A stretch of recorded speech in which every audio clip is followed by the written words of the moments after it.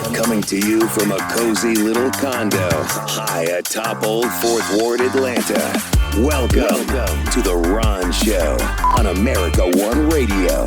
Here's your host, Ron Roberts. Thank you for joining us, whether it's on America One Radio, Progressive Voices via TuneIn, or wherever you podcast.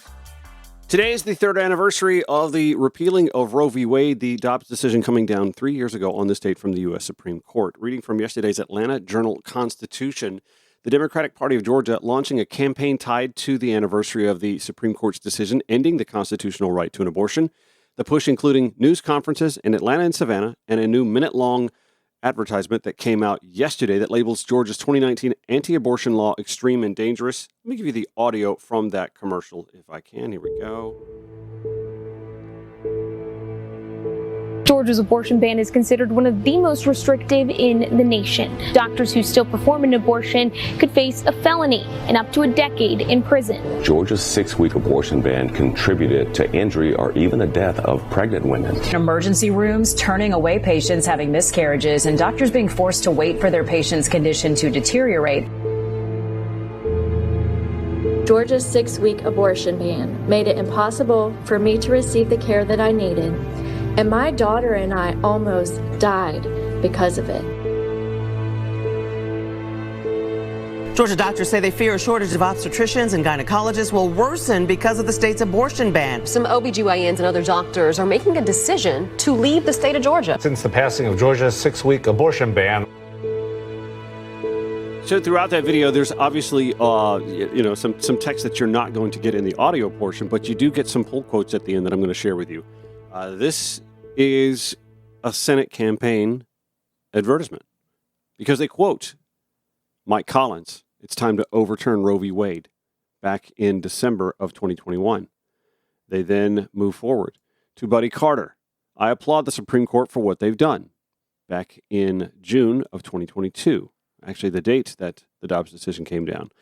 I'm extremely encouraged that Roe v. Wade will soon be overturned. That from John King, insurance commissioner, who is also making a Senate run. He said that back on May 3rd, 2022, about 6 weeks prior to the Dobbs decision coming down. Going back to the Atlanta Journal-Constitution, for some context, the ad targets 3 prominent Republicans, Representative Buddy Carter, Mike Collins, as well as Insurance Commissioner John King. They support the state's abortion restriction and are either declared or potential U.S. Senate contenders against Democratic incumbent Senator Jon Ossoff. Ossoff, by the way, has held his own hearing on Georgia's abortion restriction and recently released a survey of obstetricians that found many have delayed care because of the ambiguity of the state's law.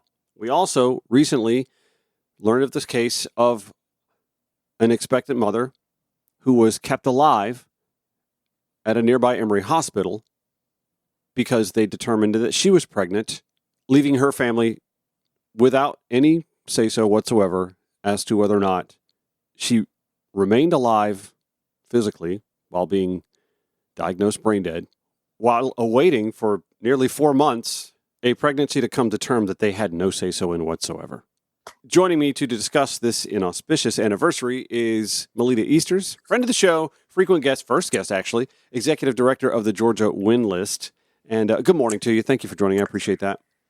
Well, good morning to you, and thanks so much for having me on. So 3 years after the Dobbs decision came down, we are faced with a different reality. However, there was a study that just came out. I saw this posted just last night.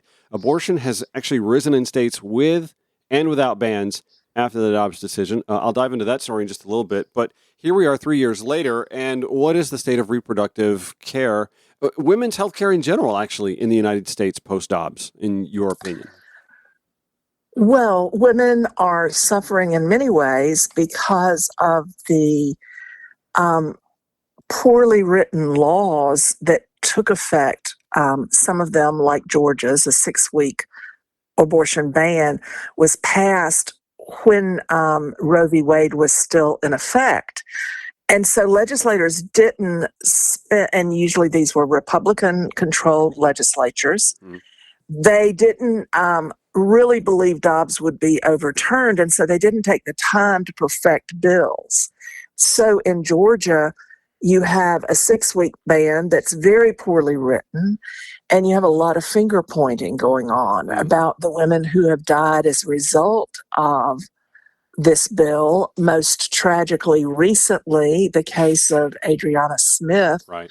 who was kept alive from February to June on life support so that her unborn child could be delivered. That child is now in a NICU clinging to life. Mm-hmm. And her funeral, because she was taken off life support, will be on Friday in Atlanta. I mean, in Lithonia, actually, a suburb of Atlanta. Mm-hmm. So in Georgia, we have a very muddled situation about what kind of medical care can be provided to women who are experiencing pregnancy complications. And even the age and that law continues to be under court challenge. Mm-hmm. It's been remanded back to the Fulton County Superior Court. And the agency charged with investigating maternal deaths was abolished because of what they said were publicity leaks, and then reconstituted, but no one even has been told who is on that committee. And at the time they were disbanded last fall, in the fall of 2024, they were only beginning to review the maternal deaths from 2023. So we have a great lack of knowledge about how many women have been impacted by the abortion ban. I'm curious in Adriana's case, what will come as far as potential future litigation, if that were to come to be. I haven't heard word one from her family about any of this, but you have a situation where the hospital's legal members, legal team, basically advise the hospital on what to do, because the doctors in this case are pretty much powerless. They have to look to their legal team to weigh in on these cases. And these lawyers are not in the operating room or in the exam rooms or anything like that, but they have to hear from the legal advisors before making a decision on a woman's care because of the scepter of pregnancy. In this case, you have an attorney general who is essentially saying, well, that's not what the law advises hospitals to do. But hospitals, as you mentioned, are having to deal with a law that is just so ambiguous and so vague that they have to err on the side of extreme caution legally without extreme caution for the health and wellness of the woman in the hospital.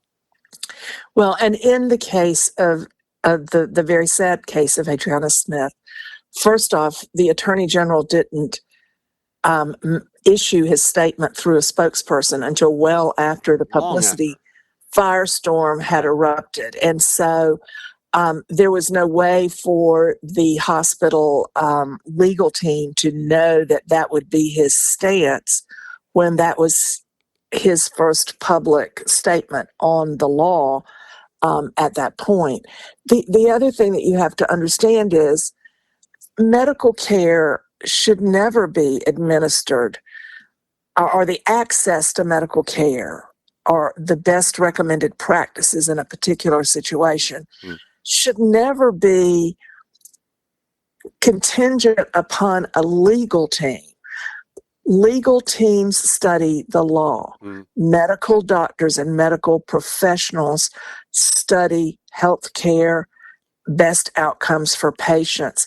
And to put a legal team between the healthcare professionals and the patient is unfair to both sides.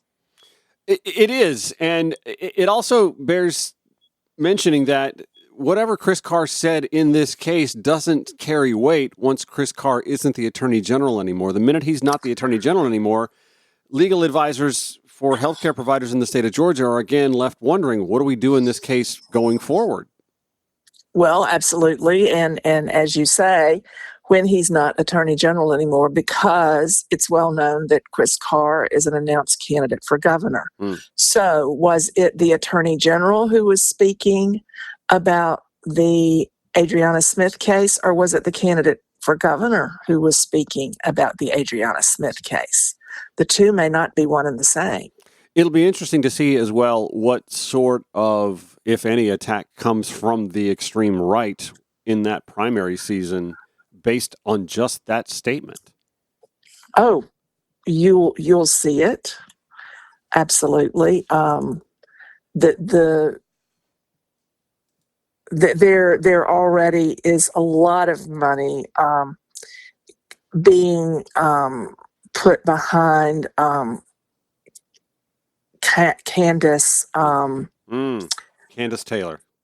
Candace Taylor. She has announced that she will be running for office again, and I understand she's receiving a great deal of money. She's running for CD1 right now, but it might and her gubernatorial platform, as you will remember from 2024, was Jesus, Guns, and Babies. Yeah. So the same people who are giving her money for the congressional run down along the Georgia coast would and could be expected to get behind one of the gubernatorial candidates. And that race on the Republican side currently has Chris Carr, Lieutenant Governor Burt Jones, Secretary of State Brad Raffensperger is supposed to be considering it. Congressional District 14 Congresswoman Marjorie Taylor Greene is still said to be considering it. And certainly there's room for other candidates as well in that race. So absolutely this issue will be a part of the governor's race and other statewide contests, because in 2024 you have all statewide, in 2026, excuse me, you have all statewide constitutional officers on the ballot, and the fruit basket turnover from those who run from those offices will create, at my most recent count, at least 24 open seats in the Georgia General Assembly, but based on those seeking higher office or those planning to retire. So that's a lot of change on the Georgia political landscape. Yeah, and as you mentioned, at the congressional level, there'll be some turnover with the first congressional district. If Buddy Carter's running for an office, outside of that, then Candace Taylor stepping forward. That's a pretty red district by looking at past results in extreme southeast Georgia. So it'll be interesting. It's almost as if in a district like that, Democrats may be held to weighing in on the primary to prevent a Candace Taylor from being their congressperson.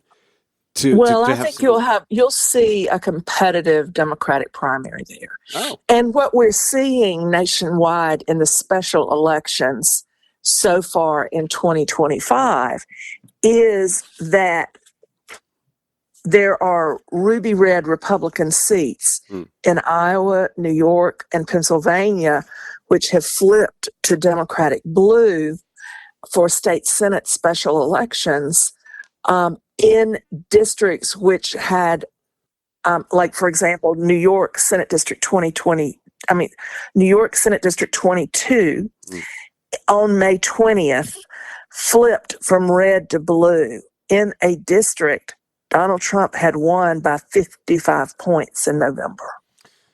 That also reminds me of a special state Senate race happening here in Georgia as well. I want to take a quick break and let you weigh in on that. And just seeing that the Georgia Democratic Party seems to be going on the offensive, not just in a special election cycle, but ahead of the 2026 cycle as well. I want to get your opinion on that. I'm actually quite encouraged myself. Anyway, we're with Melita Istis from the Georgia Windless. Going to take a quick break and come back with that conversation on The Ron Show, America One Radio, Progressive Voices via TuneIn.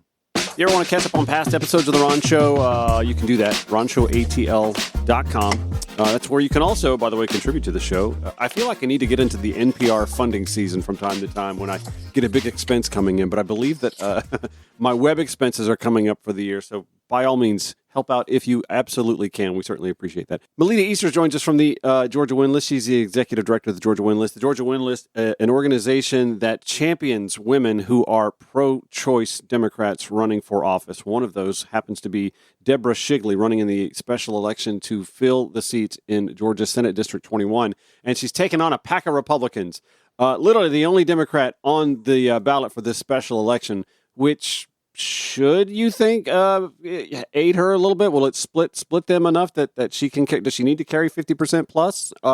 in August to carry that? Absolutely. It's a jungle general special election, which means candidates from both parties are listed on the ballot. And then if no candidate reaches the required 50% plus one, there is a runoff. And in this case, it is a September 23rd runoff. Mhm. It is an interesting date because Shigley is Jewish. September 23rd is Rosh Hashanah, one of the holiest days on the Jewish calendar. And it's a day when typically observant Jews do not even work, and they spend their day in services. And so it's yet to be seen whether the Jewish vote will really turn out for August 26th to make it unnecessary for Shigley to be in a runoff. But you do have 6 Republicans who are on the other side of the ballot. One of them is a local philanthropist who owned a big trucking company. And at last count, I think he'd sent out 7 pieces of expensive mail, including 4 which were sent even before the election date was set. You also have a former member of the Alpharetta City Council who's a best-selling author and very videogenic. Social media, yeah. And very competent on social media. He's really out there. And then you have a county commissioner from Cherokee County, because this district is North Fulton and Northeast Cherokee counties. 37 precincts in North Fulton, 57% of the population there, 18 precincts in Northeast Cherokee, 43% of the population district there. So Commissioner from Cherokee County had 24 endorsements from local officials. So they're all trying to out-MAGA each other on the Republican side of the ballot. And then you've got Deborah, who's known to the district because she ran for House District 47 in 2024 against the state's most powerful Republican woman, House Speaker Pro Tem Jan Jones. And Deborah had raised $285,000 there and had knocked on 27,000 doors. And while she lost by a big margin, she still has a lot of really good, positive name recognition going into this special election. And there are a lot of people in the district who really don't even understand there is a special election. One woman told me she knocked 52 doors on a recent Saturday, and not a single person who answered the door even knew there was a special election. Yeah, turnout is going to be the key, and Deborah winning it outright could factor into a scenario where the Democrats just are able to get out the vote in the first date to maybe even avoid that runoff. And I haven't even kept up with state laws. Like, are there early election dates in the runoff if that were to happen, so that Shigley and other Jewish voters could avoid Rosh Hashanah? There is required early voting dates for both the special election and the runoff. What we're seeing in the PSC election is that there are fewer days of early voting for a runoff.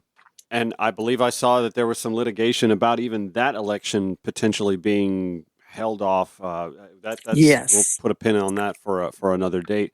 Yeah, I met Deborah at a function just around the corner at our favorite little local bar here in Atlanta, and just a magnanimous woman. She's someone that, you know, when she gets in front of you and she talks about issues, she knows what she's talking about. She's very passionate about women's reproductive rights, as a matter of fact. And again, at the state level, that can be very important after the 2026 cycle. She is very passionate about women's rights. She has a beautiful family of 5 children who all attend the public schools. She's a very smart woman, Harvard undergraduate, Georgia State law degree. And actually, that law degree could be very handy in the state Senate because we're seeing a legal brain drain. There are 56 members of the state Senate, 6 attorneys, 4 of them Republican, 2 of them Democrat, are seeking higher office in 2026. And so, and among those are the chair and the vice chair of the Senate Judiciary Committee. And so when you see 6 attorneys stepping down in a body of 56, electing Deborah Shigley, a new attorney, to the state Senate could be a great thing. And as we saw with Georgia's abortion law taking effect, there obviously weren't enough legal minds in the room at that point in time to write something that even made any sense for those in the medical profession to follow. Well, not that they were listening to the medical professionals anyway. There were the minds. Brilliant women like Jen Jordan tried to persuade their Republican colleagues that the law they were about to pass had issues, was unclear, was poorly written. They were just ignored. Fair point. So the good legal opinions were there. It's just that the Republicans were closed-minded about considering what those well-qualified women were saying. This is The Ron Show on America One Radio. I'm just so grateful that I can lean on someone like Melita Easters joining us from the Georgia Win List. In a situation like what we're dealing with right now, the crisis in the Middle East, a man-made crisis, a one-man-made crisis. Don't get me wrong. We've been dealing with Israel, Iran, Muslim extremism. We've been dealing with that in the Middle East for a lot longer than Donald Trump's been alive. Well, maybe not, but about as long as Donald Trump's been alive. But Donald Trump is singularly responsible for what we're dealing with right now in the Middle East. He removed us from the Iran nuclear deal, the JCPOA, that his predecessor, President Barack Obama, had managed to get signed, and by Trump's own Secretary of State's admission, Iran was largely in compliance with. Obama received a Nobel Prize. Donald Trump covets one so badly. And Melita was telling me off the air about Trump attending Jimmy Carter's funeral and being so moved by how impassioned folks were at Jimmy Carter's work when he was president of the United States in a tumultuous time in the late 1970s, that it almost seems as if Trump came away with, well, I want one of those. I want people to talk about me like that. Feel free to just weigh in with your thoughts, because they were spot on off the air, of course, so we got to make it happen on the air again. Well, we have to be politically correct for the airwaves. The thing is, you already see Trump sycophants suggesting him for a Nobel Peace Prize, right, which tells you something profound. But, Jimmy Carter pored over documents and intelligence briefings. He knew what he was doing. In the current president, those daily intelligence briefings have dwindled. He only receives at best one a week, sometimes not even that. And they're even talking about these days making the daily briefing or the weekly briefing, if that's how often he receives it, into something like a Fox News broadcast so they can keep his attention. Oh my God. So there's such a difference in the care given to foreign policy by previous presidents and the current president.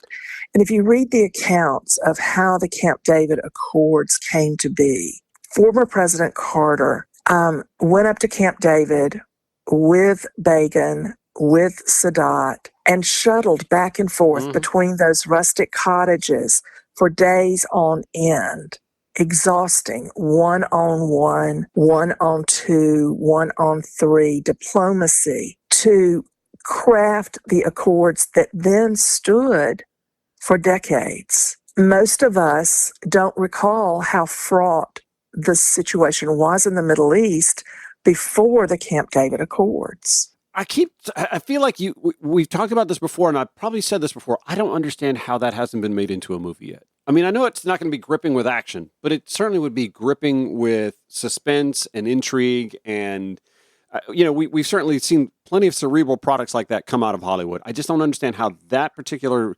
storyboard hasn't been mocked up for production.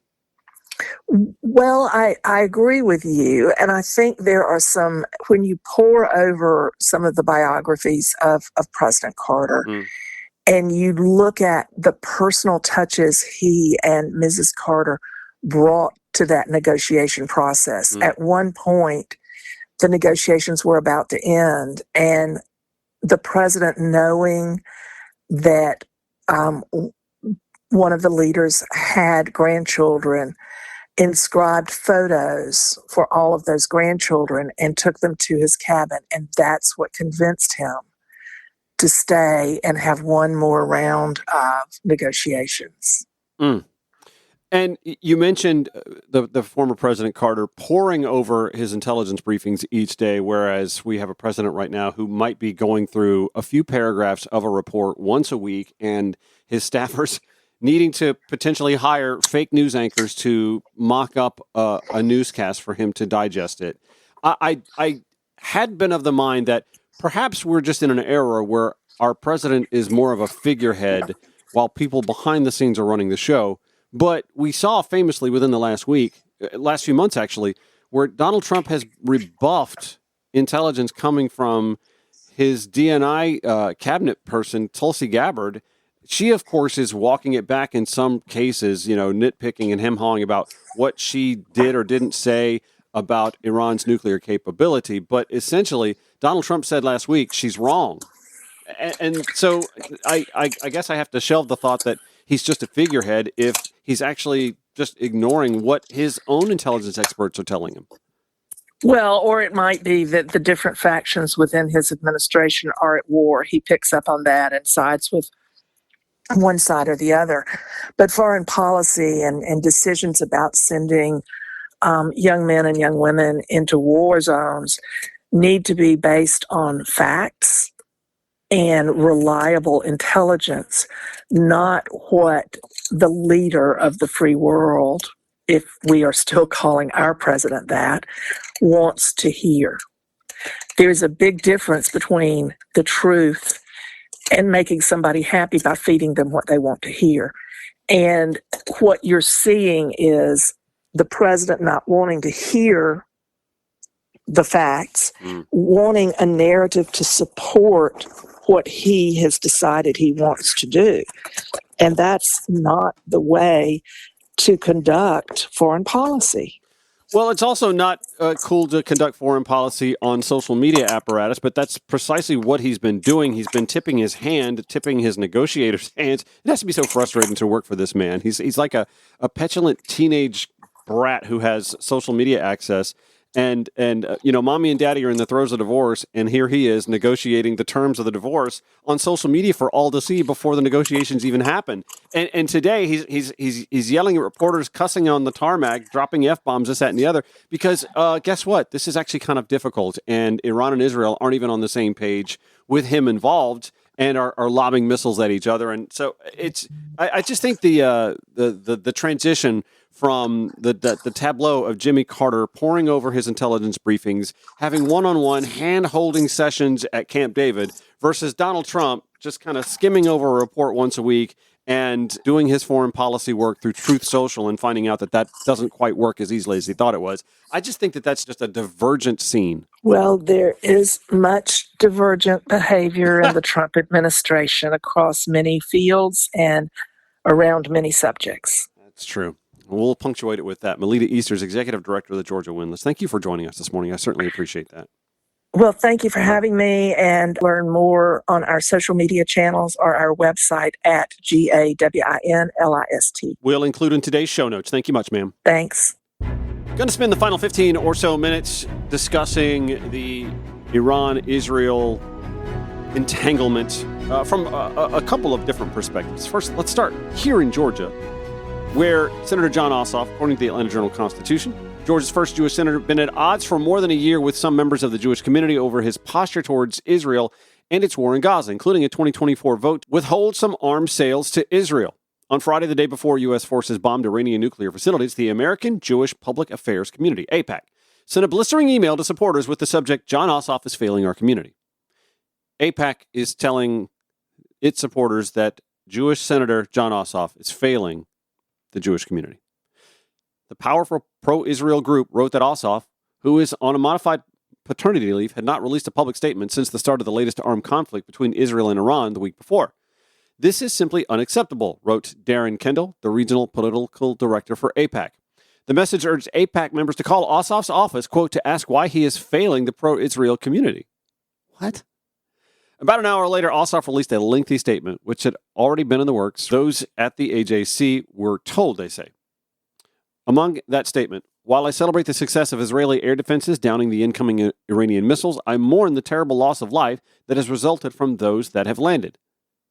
Another subtle split, the AJC writes, emerged between Ossoff and AIPAC within a day when President Donald Trump ordered an unprecedented bombing raid over Iran to take out its nuclear facilities. While AIPAC commended Trump for his, quote, historic and decisive action, Ossoff was far more measured. Then there's the op-ed that caught my eye yesterday in the Atlanta Journal-Constitution, written by Sophie Kaufman, Atlantan, Georgia Bulldog graduate, go Dogs, cat lover. She and I are going to be good friends. I've already reached out to her. We're going to make this happen. Anyway, Sophie writes that she's an Iranian-American born and raised in Georgia to 2 Iranian immigrants. She said, I married Michael, a Jewish American, and we've been together since we were 16. Did you hear that? An Iranian-American born and raised in Georgia to 2 Iranian immigrants who married a Jewish American male, Michael, and they've been together since they were 16 years old. Now, 2 decades, 2 kids, and a lifetime of love later, we're raising our children in a home full of culture and contrast. They know the scent of saffron and the meaning of Shabbat. They eat tadig and challah. They'll grow up knowing their roots stretch across oceans and through generations of resilience. From the start, we knew being in a multicultural interfaith marriage would come with complexity. Now that complexity has been met with heartbreak, confusion, anger, and fear. Sophie writes, we've heard it all before. All Muslims are terrorists. He should have married in the tribe. Sometimes those words came from people we loved most. Maybe they meant harm, maybe they didn't, but still, we chose each other and built a life that made space for both of our truths. We've worked hard so that our children see what peace can look like in the everyday, through dialogue, patience, and love. Let me pop out of reading Sophie's letter real quick. This is my voice speaking here. This, to me, is the deviation between hawkishness, Bibi Netanyahu, who I believe is goading Donald Trump to act as much as Trump is, and the left. Dialogue. Ugh. The hate that the right has for dialogue. Diplomacy. Ugh. It's just, ugh. They hate that. They'd rather drop bombs. They'd rather flex muscles and throw hundreds of millions of dollars annually into military trinkets, toys, bells and whistles. There's a time and a place for all of that, but dialogue. It's tricky. It's not easy. Donald Trump is learning that. His version of dialogue, oh, hang on, I'll find that for you. On the tarmac this morning, while reporters are yelling questions at him because the Iran-Israel ceasefire didn't get off to a very smooth start with bombs dropping left and right. That have been fighting so long and so hard that they don't know what the f*** they're doing. Do you understand that? Yeah, they're the ones that don't know what they're doing. You heard Melita Easters earlier speaking of Jimmy Carter, poring over daily briefings, intelligence briefings, hand-holding at Camp David between 2 warring factions to bring them together. And then you have Donald Trump, some 45 plus years later, who claims that they don't know what they're doing. Let me go back to Sophie Kaufman's op-ed, by the way. She said, lately that peace feels fragile. Tehran, where most of my family still lives, is under threat. My immediate family, my parents and brother, are the only ones here in America. Unlike many who grew up with their cousins and grandparents around the corner, I had to cross an ocean to see mine. Every summer, I'd go to Iran. I learned early on that I was the lucky one, to be born in a country where I could travel freely, speak my mind, and become who I wanted to be. Now Iran is under attack. The fear isn't distant or abstract. It's in my chest. It's in my phone. It's in the silence between texts from my family. My aunts, uncles, cousins, and childhood friends have evacuated their homes in Tehran. For now, they are safe, but safe is temporary in times like these. They wait and pray. So do I. Not a day goes by that I don't think about Iran. It's in my DNA, she writes. In the recipes of my childhood, in my father's bedtime stories about Persian poetry and his time in the army. Though I spent summers there as a child, though I carry its beauty in my bones, I'm a stranger to that land that lives inside of me. Sophie Kaufman continues, it's strange, kind of knowing, to belong deeply to a place you don't really know. I've only ever seen Iran in pieces, visits, conversations, memories, and yet I carry it with me always. It's a place of beauty, of dreams, of reverence, for art, language, history, a country that aches for peace but is suffocated by oppression. I wish more people could know that Iran, the Iran of hospitality, poetry, and soul. And yet I find myself constantly having to explain, Iranians are not the regime. The Iranian government does not speak for its people. In fact, it represses them the most. The Iranians I know are women rising with courage, students risking everything for freedom, artists creating through heartbreak. They are people full of light. Kaufman writes, "It will never make sense to me how humans can choose violence, how we can watch others suffer and look away. Mothers across every border want the same thing, for their children to live in peace with dignity and freedom. And peace is possible," she writes. "It starts in our homes, at our tables, in our willingness to listen. Let's ask, let's unlearn, and let's see people over politics." Recently, our house has been full of tears and questions. We've cried, argued, talked, hugged, and cried some more. I felt the sting of silence from some who are closest to me, and the surprise of compassion from those I never expected. Still, I return to the root of what I want my kids to understand, Kaufman writes. You don't have to choose a side to feel someone's pain. Let that wash over you. She writes, you don't have to choose a side to feel someone's pain. There is room for grief and grace, for Jewish and Iranian, for heartbreak and hope. And who knows, maybe one day we'll take that trip to Israel and then to Iran. That is the dream I hold on to. This is the thread of hope I refuse to let go of. My motherland is bleeding, but I believe in the power of people, Sophie Kaufman writes, the courage of women, the fire of artists, the resilience of children. I believe a better world is possible and that one day our kids will help build it. I will include that op-ed in the show notes at ronshowatl.com. Also, recently, when was this? I guess last night, Stephen Colbert had two New York mayoral candidates on, one a Jewish American, one a Muslim American. And I want you to listen as he spoke with Zoran Mamdani and Brad Lander about the current crisis in the Middle East. Despite this being a New York City race, foreign affairs have become part of it, partly because this is such a multicultural city. And so I'll ask the same question to both of you. I'll start with you, Mr. Lander. Does the state of Israel have the right to exist? I support the vision of Israel as a Jewish and democratic state. Mr. Mamdani, same question. Does the state of Israel have the right to exist? Yes, like all nations, I believe it has a right to exist and a responsibility also to uphold international law. Okay, well, let's talk about the elephant in the room, is that there are many people in New York, even people who would support your candidacy otherwise, who don't want to support you because of the Jewish community's fear of the true and rising anti-Semitism, not only around the world, but in this country and shamefully in New York, which is the largest Jewish population of any city other than Tel Aviv in the whole world. And they are worried, they're very upset by some of the things that you've said in the past, and they are afraid that your mayorship would actually lead to increased anti-Semitism, that they believe that that would be more dangerous for them. What do you say to those New Yorkers who are afraid that you wouldn't be their mayor, that you wouldn't protect them? You know, I know where that fear is coming from. It's a fear that is based upon the horrific attacks we've seen in Washington, D.C., in Boulder, Colorado. It's all the way from Jews will not replace us to today. And it's a fear that I hear also from New Yorkers themselves. You know, just a few days after the horrific war crime of October 7th, a friend of mine told me about how he went to his synagogue for Shabbat services, and he heard the door open behind him, and a tremor went up his spine as he turned around, not knowing who was there and what they meant for him. I spoke to a Jewish man in Williamsburg just months ago who told me that the door he left unlocked for decades is now one that he locks. And ultimately, this is because we're seeing a crisis of anti-Semitism.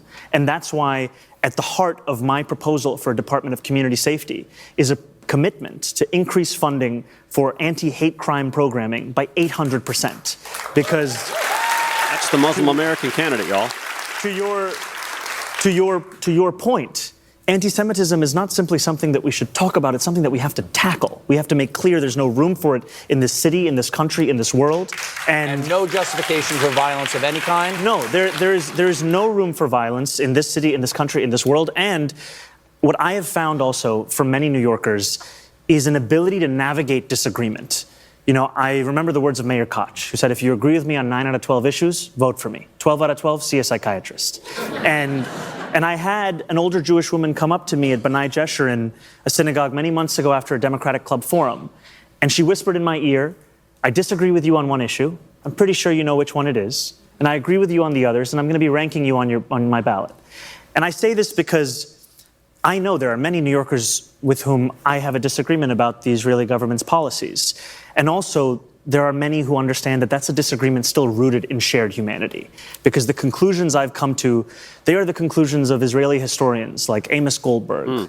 They are echoing the words of an Israeli Prime Minister, Ehud Olmert, who said just recently, what we are doing in Gaza is a war of devastation. It is cruel, it is indiscriminate, it is limitless, it is criminal killing of civilians. These are the conclusions I've come to. Stephen, can I? Sure, please. I mean, this is the Jewish American Lander, Jim Lander, by the way, weighing in.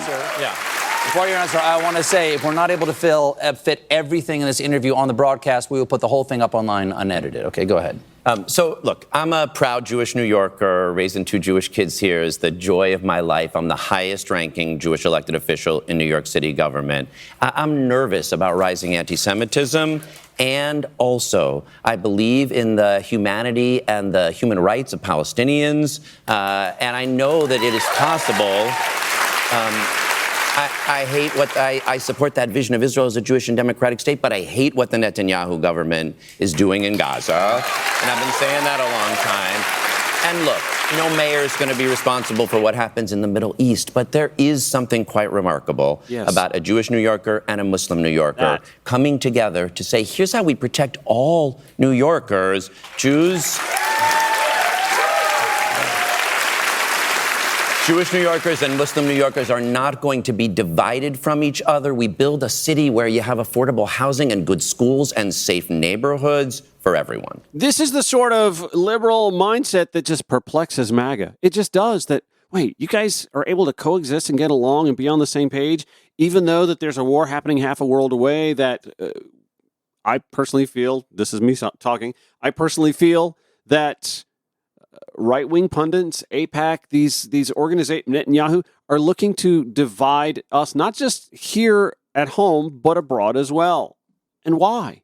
Here at home, we have a political faction that seems to profess to being so pro-life, and yet willing to spend $300 million on an afternoon of bombing targets in Iran, but looking to cut $800 million from healthcare that would keep people alive in the United States. Make it make sense. Dialogue, diplomacy don't cost nearly as much as an afternoon of bombing in Iran. Now, I'm not going to sit here and tell you that every little blue bubble, New York City, Atlanta, are perfect bastions of, paved roads and lack of potholes. Like, we have our problems, no doubt about it.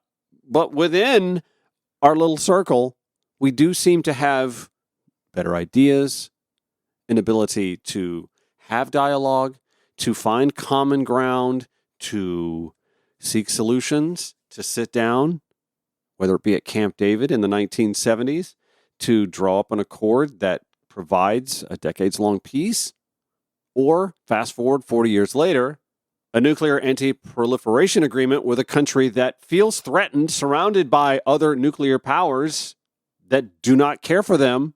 Iran does have the right to defend itself, right? And yet, still, liberals managed to get them to the table to agree to stand down and give peace a chance, and not under threat of extinction. Hey, maybe this ceasefire will actually take root and hold. But is peace or else a doctrine?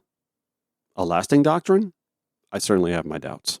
And since we're stressing ceasefire so much, where is the ceasefire for Gaza? Don't you think that's sort of important too? Again, I'm asking my pro-life, evangelical, MAGA friends, listeners, neighbors, for some consistency.